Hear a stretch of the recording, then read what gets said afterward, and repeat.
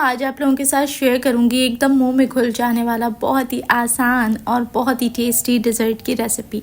इसको बनाने में सिर्फ 10 मिनट का टाइम लगता है और कोई ख़ास ऐसे इंग्रेडिएंट भी नहीं है। तो ना मैं इसके अंदर किसी अंडे का इस्तेमाल करूंगी, ना ही केक का, और ना ही किसी किस्म की मक्खन या क्रीम वगैरह का।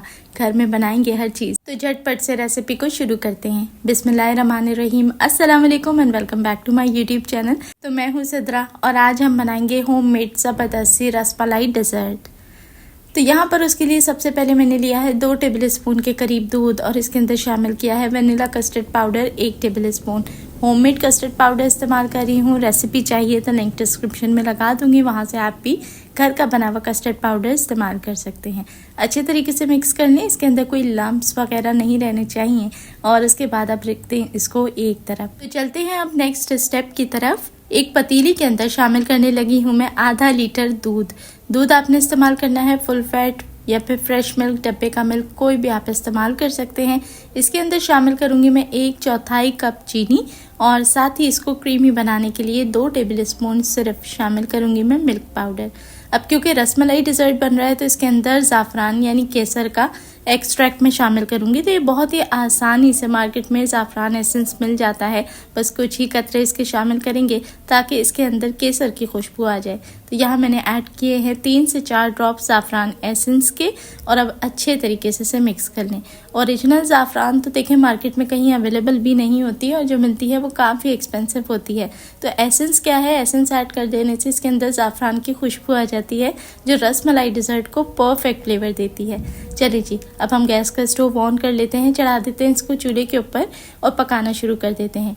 बस जैसे ही दूध अच्छे से गर्म हो जाए, चीनी इसके अंदर घुल जाए, तो कटा हुआ बादाम और पिस्ता इसके अंदर मैं शामिल कर दूंगी।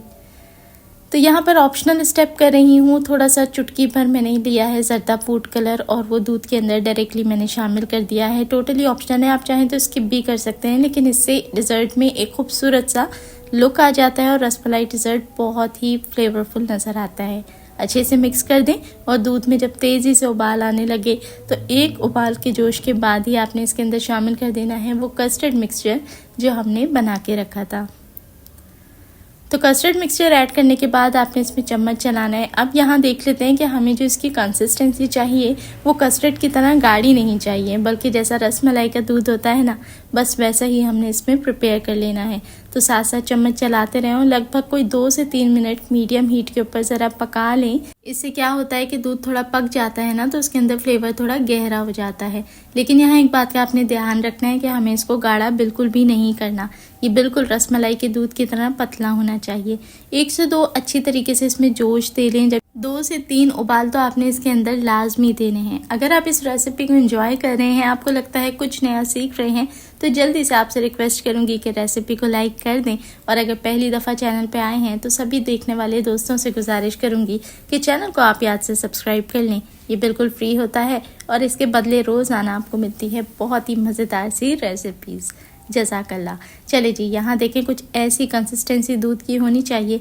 मैं लगातार इसमें 2 से 3 मिनट तक चम्मच चलाती रहूँगी जब तक कि मैं इसको धीमी आंच के ऊपर थोड़ा सा पका रही हूँ। ऐसा इसलिए है क्योंकि मुझे इसके अंदर बिल्कुल भी लम्प्स नहीं चाहिए, बिल्कुल सिल्की सा देखें इस तरीके से मुझे इसका टेक्सचर चाहिए। और अब मैंने इसको गैस से रिमूव कर लिया है, अभी भी ये गर्म ही है। यहाँ मुझसे एक मिस्टेक हो गई थी कि मैं चूल्हे के ऊपर इसके अंदर इलायची का पाउडर ऐड करना भूल गई थी।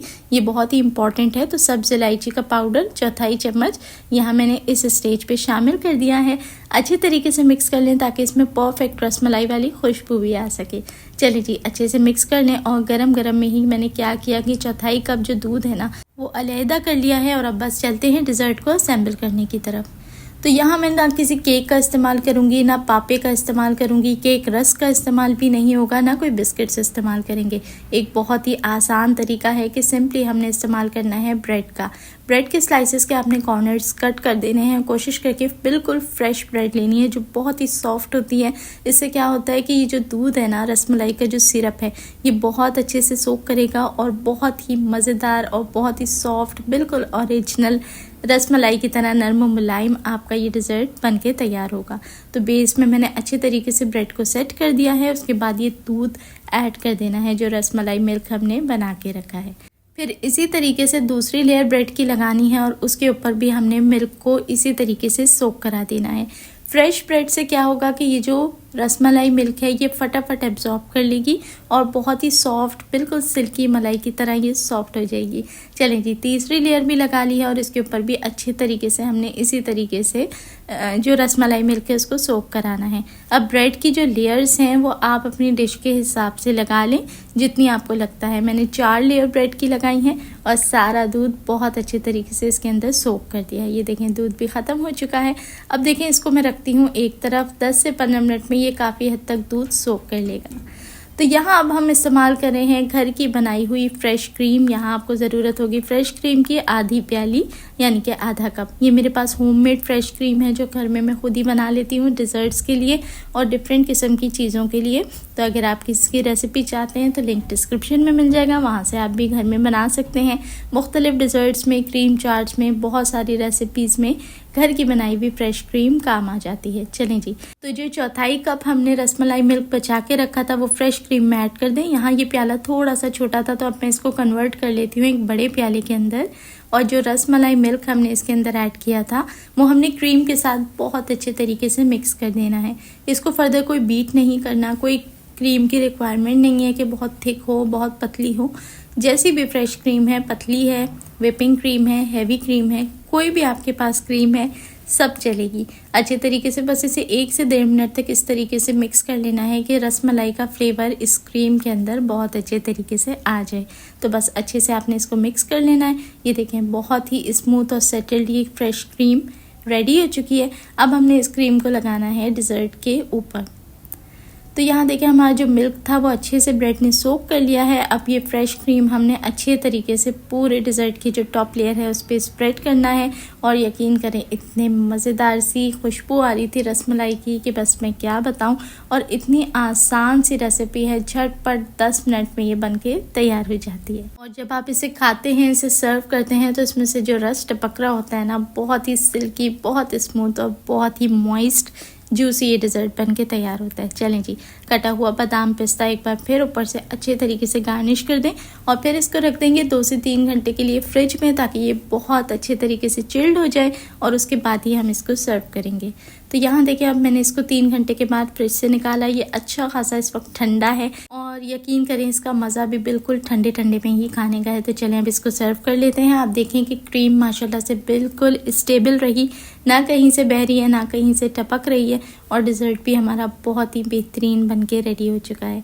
तो बस ज़रूर ट्राई करें और आपको ये रेसिपी कैसी लगी एक प्यारा सा कमेंट करके मुझे ज़रूर बताएं। अच्छी लगी हो तो लाइक ज़रूर करें और मुझे दुआओं में याद रखें। देखने वाले सभी लोगों का बेहद शुक्रिया।